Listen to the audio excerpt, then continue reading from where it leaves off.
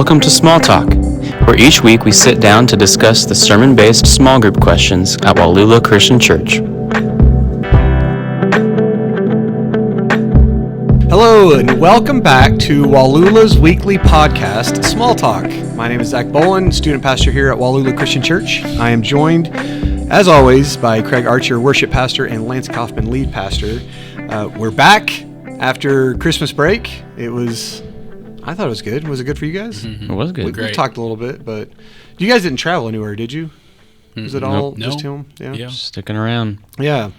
So I think I ended the last podcast by saying maybe we'll see you next week. Yeah, you said see you next week. And afterwards we're like, yeah, we're off for like a number of weeks. And no one replied and been like, where is it this week? Yeah, right. No one was demanding another podcast. But we are back. But look at us. On a weekly We're back basis. anyways. We're back anyway. Yeah, whether you wanted it or not. So we are starting. Did you check like the email and Who knows? see? Actually, you know what? No, I'm just It could saying. be full. No, it would have to go through Craig. I hadn't heard from Craig to be like, Right. We've been getting a lot of responses Yeah. about yeah, where's this extra Could have been podcast that you probably. promised. Did you check the comments? Have you looked at anything? I only look online to see what I wear in the podcast, so I'm not in the thumbnail wearing the same hoodie No. 2 weeks in a row. I do that when I preach because I preach so a few times a year, so I don't remember from 3 months earlier, and so I don't want it to be a thumbnail of like the same red shirt. So that's what the online does for me. That's how I Right. utilize our platform. That's good stuff. Yeah, Yeah. stuff you don't think about. Like I do that almost every week. yeah, Church. I'm like, yeah, because you I are got every week. caught last time, first time back in a while preaching, and I got caught by my daughters, Zoe and Lacey. They're like, "What are you doing? You're just listening to yourself?" And I'm like, "Well, not really. I just, I just like to look at myself. Double checking things. Yeah, I was like, I don't want people to think I only have one outfit. Yeah. And, yeah, Yeah, So, for sure. I thought you got caught like. I got caught checking what I wore Right. the last time I preached. Yeah. I thought you meant they caught me. I wore it twice That's in a what I row, thought, and yeah. they. Oh no! I probably nobody will notice. It's Right. like that. They don't remember. People don't remember that stuff. Yeah. It's all in our heads. Yeah, for sure. But Yeah. But when I go to something's got to be there podcast, in our it's just heads. So the colorful. Yeah. yeah. I forget what we were talking about. But Is this a new sweatshirt you haven't worn before? Or? I mean, it's been at least 4 weeks because we haven't met in a while, so it may be. You didn't check? Actually, I didn't check back at the Yeah. end of December, so who knows? I Right. never check. And so at one point I noticed after I uploaded one, I was like, oh, I really do have a favorite shirt. I've worn a red flannel shirt every Tuesday Yeah. for 3 weeks. Yeah. There you go. I don't even think to check you guys. Be like, yeah. Something. Nope. So yeah. So I probably won't be wearing black next week. It'll be some other, Okay. probably hoodie. Tune in to see Yeah. What kind of fashionable things we're. what. Yeah. We bring a lot to this podcast. So Yeah. anyway, and for those who are just listening, we're sorry for that whole conversation because Doesn't matter. none of that matters. All right. Well, we are starting a new series as we go through 2 Corinthians called Last Chance Church. And today we are starting with 2 Corinthians chapter 1. And like always, we're going to begin with a fun question. And it says, share one thing you love to do that you get to do nearly every day. So something you like to do that you get to do a lot. So not just like you like to ski or Right. something that's pretty infrequent. What do you like to do almost every day, or something that brings you joy frequently? Ready for this? Here we go. Yep. Not going to surprise you. Okay. Make coffee Okay. and then drink the coffee. Okay. Drink the coffee. Make the coffee and drink the coffee. It brings That's you right. joy. Yeah, sure. I look forward to it. Yeah. Yep. That was the first thing I remember about you when you first came on. You're like, I really like coffee. And I was like, well, okay. And I did not know what that entailed. Unimpressed. Well, okay. I didn't know what that meant. And then the more I've known you, I was like, dude, that kid, he's not joking. Like I've learned a lot about coffee, from you.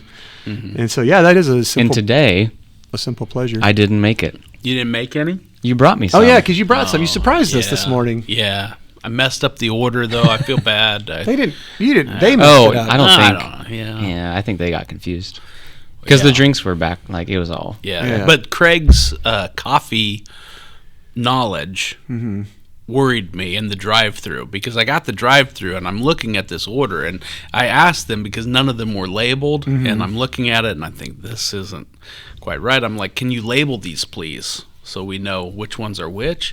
And then they just were like, oh, they labeled one and said this is that You'll one. figure And out I'm the rest.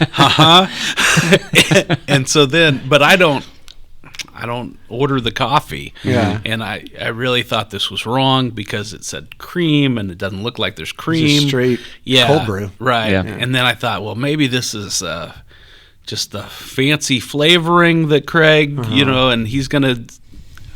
Anyway, I didn't say anything. I should have said something else. I should have said, I don't think this is right. But I still enjoyed it. I thought it was too highfalutin for me. Yeah. Maybe I didn't know what cream, the special cream, looked Yeah. like or something. Yeah. Yeah, Katie and I ended up trading because Yeah. we both tasted ours and we're like, oh. So she's like, it's too sweet. And I'm like, I wish this was more sweet. And so we Oh. switched it. And so I was like, Well, perfect. they labeled hers, and she just asked for half and half. It didn't look like that. It looked like whipped cream. There's to some me, other so- stuff going on. it was, Yeah. it was delicious. like the whole thing was. Anyway, Yeah. that's the one that was labeled Oh, okay. half and half. And Yeah. Yeah. I don't think it was. Yeah. No. Sorry. Yeah, well, that makes sense. I struggle a little bit with this question because my week is always like almost every day is different as far as even when I get up because of dropping the kids off or not, and sometimes I take the bus and so initially I just said, what's something I like to do nearly every day, and I said go to bed. Like at the end of the day, it's the best. I like to sleep, but I thought like when I get the kids after school, and then once we finally get home and we know there's nothing else to, like, we don't have to go anywhere, get groceries, there's no appointments or events, and we're like, oh, good, we're finally home. And so, like, just the process of being like, okay, now let's, we can work on dinner, or you start homework, and just realizing that's the end, and then we can kind of just enjoy being together. And so, that was the only thing I could think of that was more consistent. Being shut in is your answer. I do like it. Yeah. And like when there's a snowstorm or a big rain or whatever, and it's just assumed everyone's like everyone's staying home. We're not. I like that where it's like, hey, we're just gonna get to be together, and so I'm waiting for a big snow to come. Right. Last year when it was that blizzard, Yeah. I was like multiple days of just we can hang out, and it was great. But Okay. Anyway. Yeah. Good answers. I don't.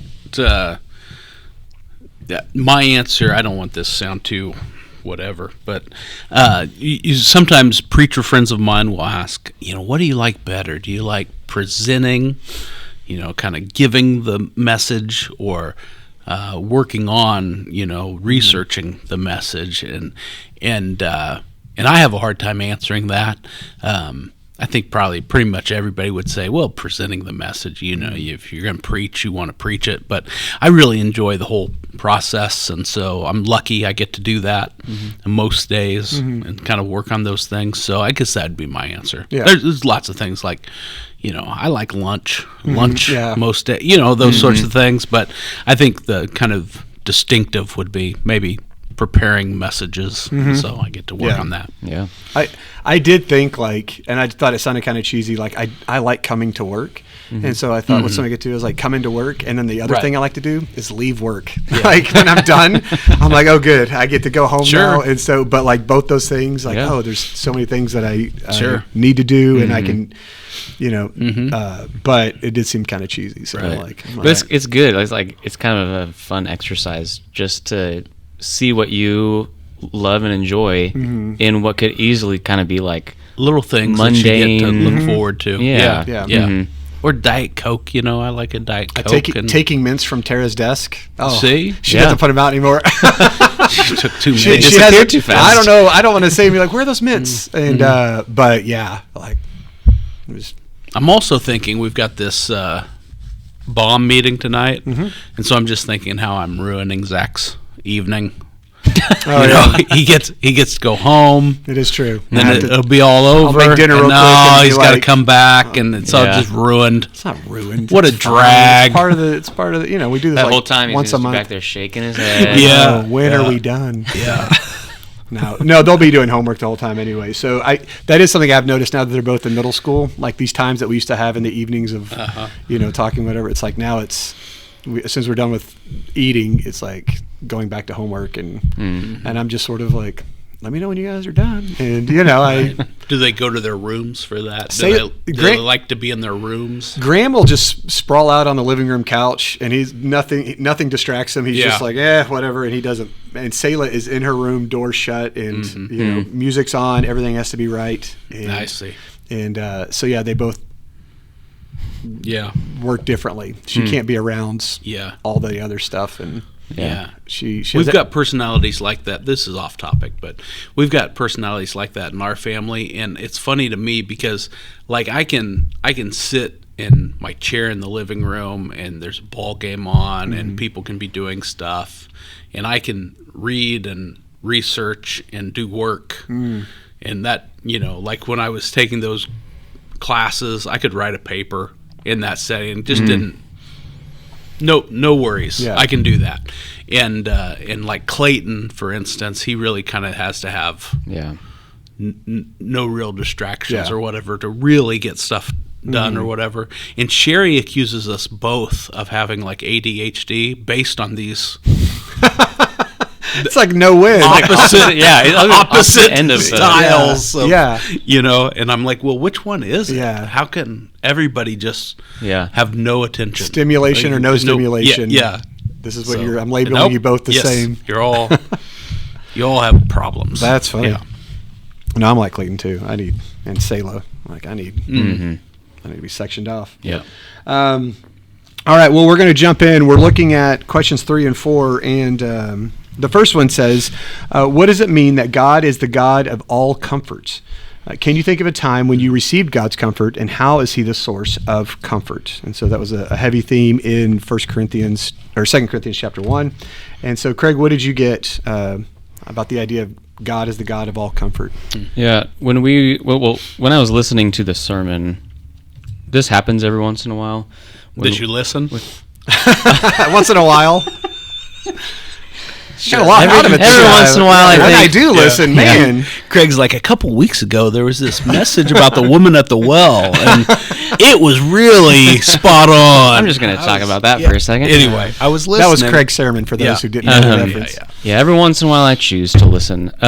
No, but every once in a while, when I listen every Sunday, during the message, there's something in it that'll make me think of a song, and it's like, oh, we could have sang that, or just Right, sure. maybe not even a song that we're used to singing, but one I just know from the past. And one came to mind, and so for the first line of the song, I didn't know this. I looked it up. The first line of the song comes from the Heidelberg Catechism from the 1500s. Okay, This yeah. like statement of doctrine that they would Okay. use Right. from like Reformed tradition. But the first, so it's like in this question answer format. And so the question and the first thing they wrote on that is, what is your only comfort in life and death? And so this song that I know quotes the answer as the first line. It says, so my one comfort in life and death is that I am not my own, but belong body and soul in life and death to my faithful Savior, Jesus Christ. And that's the first line. It goes on to a little bit more of it. But I thought, like, that's where my mind went when you were preaching, because I thought of that Right. line and saying that God is the God of all comfort. And I had this line kind of going through my head and just thinking, like, man, in this life and in the next life, like this, like I'm not the captain of my life. Right. This life is a gift. Kind of what we're talking about. This mundane things throughout the day. Like, man, every day is a gift, and yet it's like it's not my own. And I just kept thinking about God as creator and sustainer, and as it says in the passage, like God being that source of comfort and a compassionate father, and that's how he looks at us. And in moments of suffering or stress or discomfort or whatever, like God doesn't shy away from that if we bring that to him. Right. And so yeah, I was thinking a lot about that. Like it's very like it's kind of like a release of like trying to have a grip on controlling our life and like stressing about things in life. It's like, man, like whatever I go through, like God is on my side as my creator and sustainer, wants to comfort us, looking at us as his children. And so the rest of the question, like thinking of a time where like I've been on the receiving end of that, it's like, what do I start to name, you know? Right. Because I just thought, first of all, like the first time saying yes to Jesus, like that was an experience of comfort from God, because I was in a moment of like, I've made a mess of things in my life and I've sinned, and like, what am I going to do about that? It was like, all right, well, what am I going to do about it? I'm going to hand this over to Jesus because he's done something about it.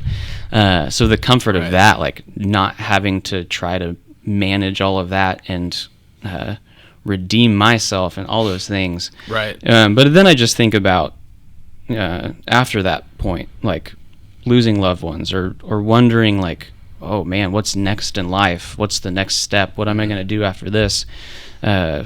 Things that make you worry or stressed. And like, man, when we're able to bring those things to God, who's the God of all comfort, like, wow, what an experience that is. And he, like I said, like he's not going to ignore it and turn away and say, I don't want to hear about that. Yeah. Like it's always available. Yeah. I saw this, I was reading an article and it brought up this interesting idea that, anyway, it was just really interesting about this idea of comfort. And it's like when you're looking at the created beings, you have, you know, angels, and then you have humans, and then you have animals, and like kind of tiered, I guess, if you will. And it said, you know, animals are not able to receive spiritual comfort. They just do what they want. And then angels or the heavenly realm don't need the comfort, like they're already there. And so humans are the only ones who are created with the capacity to give and receive comfort. And so it just was kind of a thought experiment about how you would, you know, see the different created beings and how this idea of comfort is for us, going both ways. And went on to say that it says, like animals, we're bound in time, and yet we have a sense of our own eternity, kind of like the angels do. And so we're in this in between. And it says that we are able to experience distress in 3 dimensions. So it said, like in the past, we have grief and regrets, maybe to 3 dimensions. Just bear with me. But like the things that may cause us stress. Well, things past, present, future. Like in the past, we have pain and we have grief and regrets. In the present, we'll have today's troubles and worries that are just going on, and then in the future we may have dread, these things that can cause us discomfort and whatever else, and then on top of all that, just maybe the guilt of our own sin and our lostness, but in Christ we have a freedom from that guilt. And so whether it be past, present, or future, we have a comfort that is provided for us. And I think Romans 8:1, it says, therefore there's now no condemnation for those who are in Christ Jesus, because through Christ Jesus, the law of the Spirit who gives life has set you free from the law of sin and death. And so, kind of like you said, accepting Jesus for the first time, it provides a comfort, because before that, it's just all on your own. So all your mistakes, past and what the future may hold, and uncertainty, are given over to God. And then also with the comfort that we receive, we can then give that to other people. Like, because God has healed us and helped us, we can offer that to others. And so like in Matthew 25, when it talks about the sheep and the goats, he says, when I needed clothes, you clothed me. When I was sick, you looked after me. When I was in prison, you came to visit me. So when other people are going through distressing times, those who follow Jesus, because they have Jesus has healed them or given them comfort, we can then turn to the needs of others and help those who are in need. And so the comfort goes both ways. It's given to us, and then also we can pass it on to others and be a blessing to others. I think so. The God of all comfort goes both ways through us. And when I think about a time in my own life when I received it, a lot. I'm like, which really any example could work. But I remember probably the first time it was in college, and that I really, really felt it. Because up to that point, I went to church because my family went to church. And so now I'm on my own, going to a Bible college and not really knowing what I want to do. Am I even supposed to be here? The uncertainty of like, should I just go to KU and get a regular degree and get a job? But I really liked what I was learning, and I wanted God just to tell me, just stay here or go. And I wanted that security, and I did not get it. But I remember coming to a place where I just sort of humbled myself, and I said, God, the thing that brings me joy is serving you, and when I learn about you and being able to use that to help others. So I don't even care. And I just said, like, whatever you want is what I want to do. And so it freed me of like still not knowing what the future held, from moving from a place of like, I have to get this right. Like that's where I was, to I'm going to pursue God and let him direct my path. And wherever it goes, I'm okay with, because I know I'm following him. And so I got to enjoy the process moving forward of serving and then seeing where I could be a good fit in whatever path that was. But I think, especially when it comes to future, it's a hard thing to turn that over to God and being like, I'm going to trust in you. Right. But I was finally able to be like, this is the only thing I want to do. And so turning that over to God gave me more freedom and enjoyment throughout that. And I still didn't know. It still took a couple of years to figure it out. But I wound up here, and I'm thankful that I wasn't trying to control everything. Yeah. Trusting God. I read something about, what does comfort, how do you access or how do you receive comfort from God? What does that look like? And this author just made the point that it's in these few words, I trust God with, right? And you can kind of fill in the blank. Whatever you mentioned, okay, I've got this past hurt that I'm dealing with still. Well, I trust God with this loss of a loved one, or I trust God with this divorce. I trust God with this financial setback. Whatever is in your past that you're still holding on to and dealing with, I can trust God with that. I can trust God with my current uncertainty, or I can trust God with my relationship, or I can trust God with raising these kids and the decisions we have to make. I can trust God in the middle of those things, and I can trust God with whatever you fill in the blank, right? And that's really the comfort that is when we can turn over kind of our control or to Him and trust that He's going to come through. And I just read these words in there in verse 3 that He's the Father of our Lord Jesus Christ, the Father of mercies, and the God of all comfort. And sometimes, we're reading this English translation of a Greek manuscript, and so sometimes when we study that, we'll say, okay, well, here's the Greek word, and we'll break it down, and we'll do that even a little bit. And I did that on Sunday with the word comfort, and it's used over and over and over here. But I just this afternoon I thought about that little word all, and sometimes the word just means what the word means, right? And all just means all. But when you think about even this little introductory question today of what's something you get to do every day that you really enjoy and you look forward to, and maybe it's just something little like having a Diet Coke or making coffee, or seeing our kids, or going home to our wife, or whatever. We should mention that, and that's always good.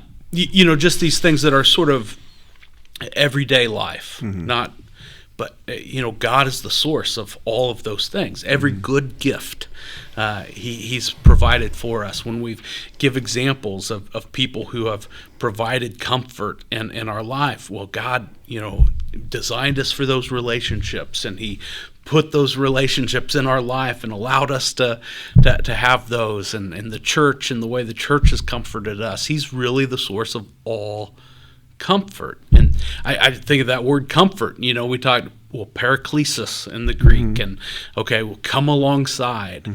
And we talked about sometimes it's translated as comfort, and we think of that as, mom giving us a hug, right? It's going to be okay. Putting the Band-Aid on the knee, that's comfort, sure. But sometimes it's encouragement, right? That's dad running behind us on the bike, and I'm going to let go. You can do it. Just keep pedaling. You can do it. And or somebody directing us, exhorting us to do something, and maybe that's the coach who you run a little further, right? Keep going. And that discipline that is sometimes not easy to have in our life, but so meaningful. And man, God is the source of all of those things. That each one of those at different times in our life, we probably needed somebody to hold our hand, or we needed somebody to reassure us and say, "Man, I created you for this. You're designed for this. I've got a mission. This mission, you're made for it." And at other times, we've needed somebody to say, "No, you're out of bounds here, right? You've got to get back on track." And so, man, God is the source of all of that comfort, and so many different ways that He's provided that. But certainly through His church, I think, is a big one. Those relationships, however they are, with other believers. Yeah. So as we look at number 4, still tied into this idea of God's comfort, it says, "Is God's comfort different?" Comfort and different. I don't know why. Now I'm trying to say the same. Is God's comfort different than the comfort offered by the world? If so, how does it differ? And so people seek comfort in a lot of different ways. And so how does this differ than what people who don't know God, or maybe how they seek it out? Yeah. Well, just how, like what you were saying earlier, how we're capable of so many different emotions, and going through suffering or worry and stress, feeling the effects of sin and all these things, and then we want those things to be healed and relationships restored, and we want to redeem those things and have them fixed. And I think about what the world has to offer, and it's always like a temporary, quick hit of something, and it's never going to last. And I think that's the biggest difference. Like, right now, my son, who's 4, he's 4 years old, and so he always wants something else.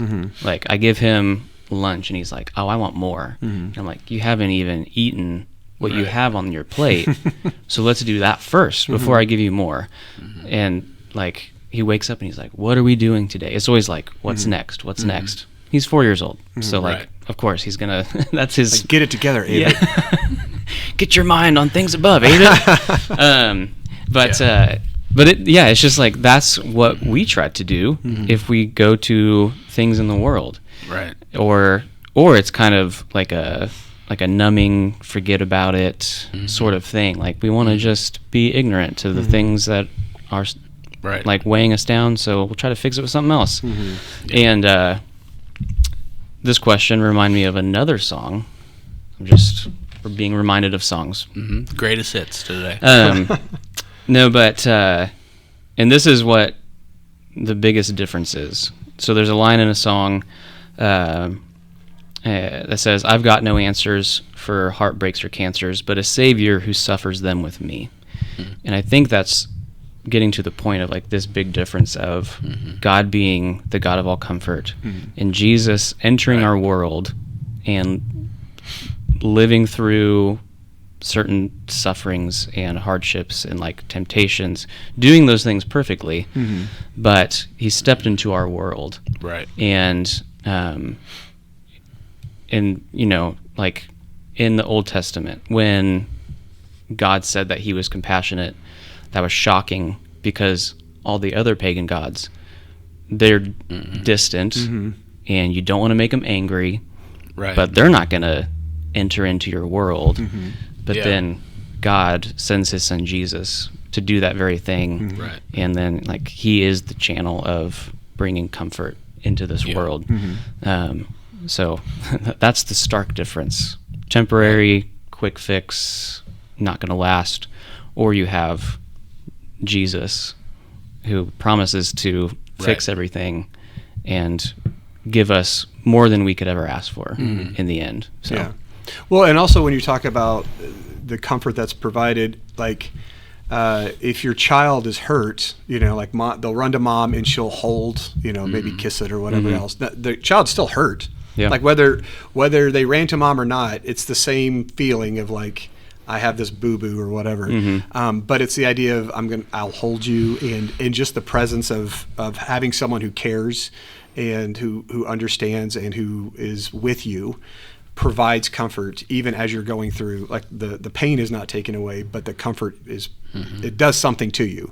And so yeah, like you said, that he came into this world and that he cares about us and understands it, and so leaning into that, it doesn't take away our pain, but it does help us through it because we're not alone.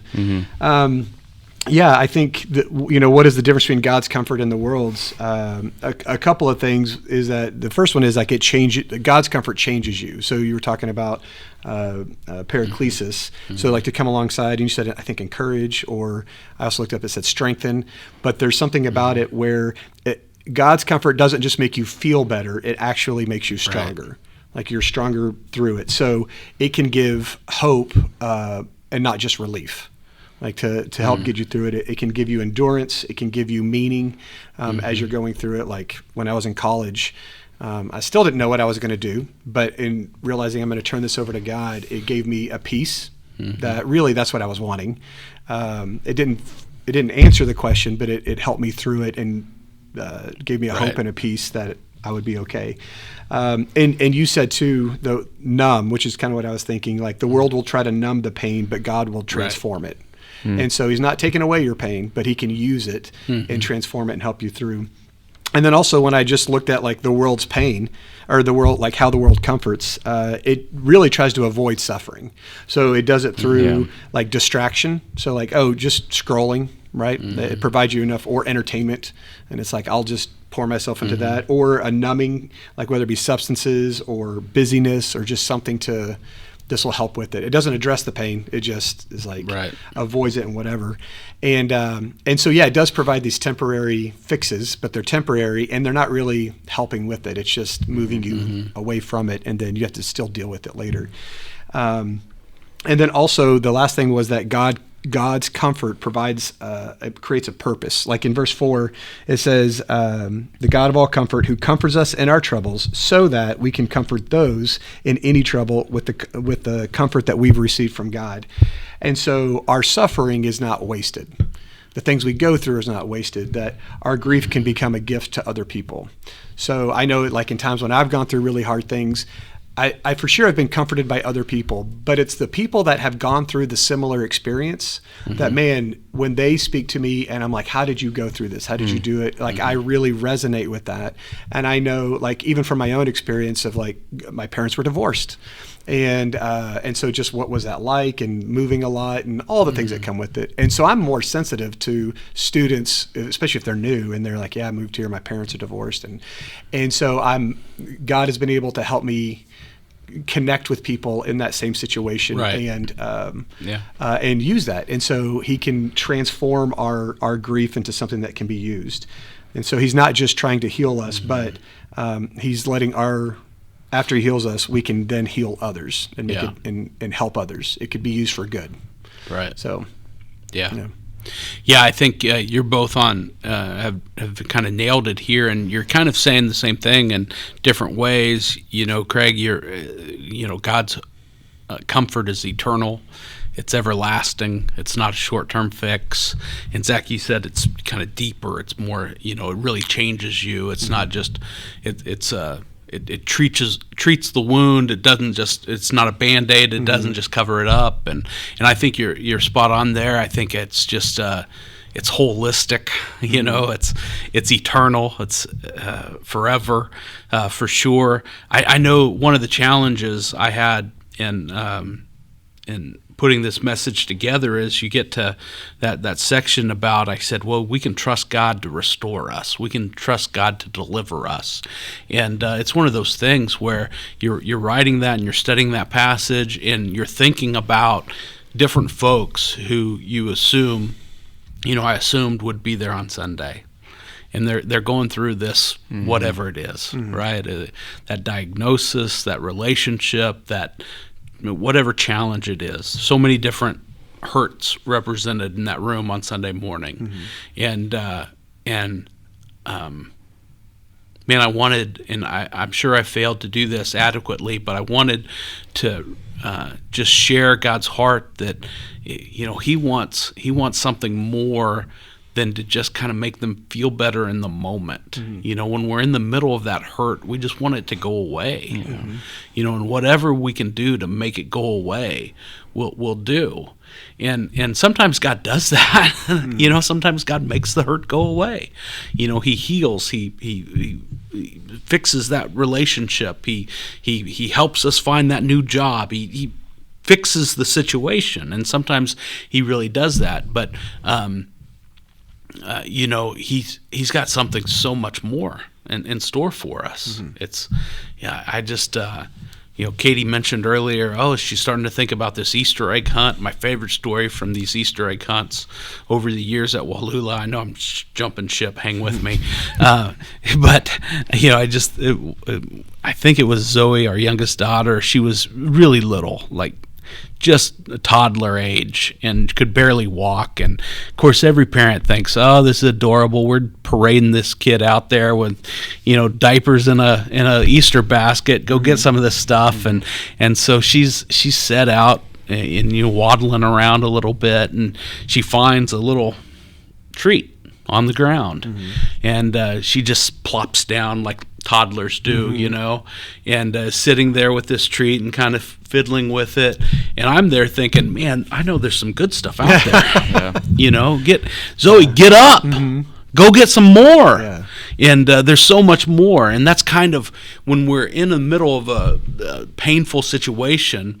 We just want that shiny. We want it to go away. We just want in the moment for that to be healed. And for sure, sometimes God does that, and sometimes He doesn't. And I can't figure out. I can't explain why or whatever. But I do know that no matter kind of this short-term pain or comfort or encouragement or direction, whatever He's doing with that short-term part of it, he's got an eternity in His presence. Don't I didn't want to you never want to sell people on sort of the gospel of the present. It just God wants so much more than to just comfort you in your affliction right now. He wants to provide that relationship for all of eternity. That he's got an answer for the real problem that you have, because kind of no matter, we think that current hurt is our problem, and I mean, I don't want to minimize those in any way, because they are, and they're painful to go through, but they're just a symptom of the sin and brokenness of the world, and the answer we need to that, and ultimately God provides us with that answer. That He, if I'm making any sense, He's sent Jesus into this world, not to relieve us of just any kind of current pain or situational pain we're experiencing, but to provide us with a relationship that has us in His presence forever and ever and ever, which of course someday we'll experience the absence of that hurt and pain and all those things. So there's the forever aspect is just what stands out to me as different from what the world can offer. The world can't offer any of that, right? You guys have used all the key words, I think, numbed or painted over or whatever. It can distract us, but only Jesus is the real answer forever. Yeah. And I think whatever you think of as like what causes you distress or grief, and everyone can have 100 people with 100 different responses, but when you boil it down, there's really just a handful of things, like whether it be acceptance, right, or like loneliness or purpose, or and there's just a few things that really are at the core of this is what really I'm struggling with. Right. And when you boil all those down to those handful of things that really matter, then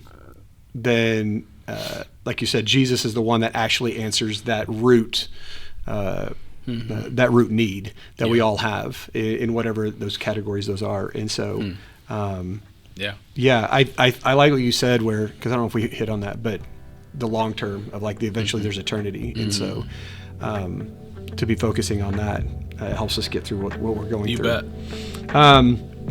In any case, thank you guys. It's good to be back. We are going to continue on through 2 Corinthians over the next few weeks and months. And so we look forward to everyone else being with us during all that.